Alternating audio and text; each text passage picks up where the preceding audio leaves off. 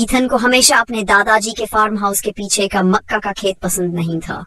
वहां बिना हवा के भी पौधे हिलते रहते थे, पत्तों की सरसराहट कभी बंद नहीं होती थी और रात में अजीब सी फुसफुसाहट सुनाई देती थी। ये सब उसे डरावना लगता था। जब उसके दादाजी का निधन हुआ तो खेत उसी के नाम हो गया। अब उसे लौटना ही पड़ा। पहली रात सब कुछ अजीब तरह से शांत था। वह बरामदे में बैठा अंधेरे में दूर तक फैले मक्का के खेत को देखता रहा। चांद की रोशनी जमीन तक नहीं पहुंच रही थी, पूरा खेत परछाइयों में डूबा हुआ था। तभी उसने सुना धीमी मगर साफ फुसफुसाहट। ईथन, उसका दिल जोर से धड़कने लगा। ये हवा नहीं थी, ये कोई आवाज थी। उसने इसे अपनी थकान समझकर नजरअंदाज कर दिया, लेकिन अगली रात वह फुसफुसाहट और तेज हो गई।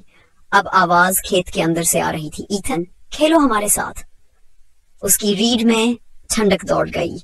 आवाज किसी बच्चे की लग रही थी। उसने बरामदे की रेलिंग कसकर पकड़ी और अंधेरे में देखने लगा। कुछ भी नहीं था। तीसरी रात उसने फैसला किया कि वह खुद जाकर देखेगा कि यह सब उसकी कल्पना थी या हकीकत। एक टॉर्च लेकर वह खेत में कदम रखता है।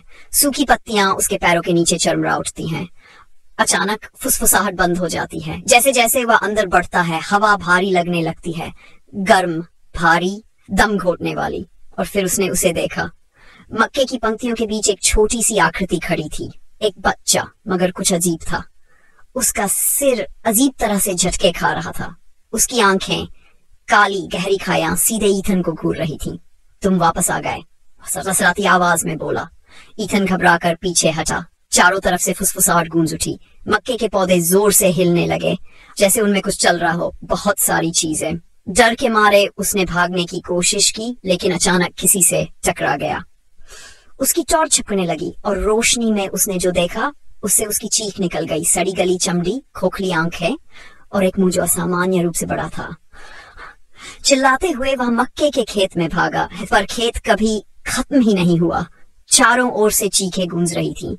ठंडी उंगलियां उसके हाथों को छू रही थी।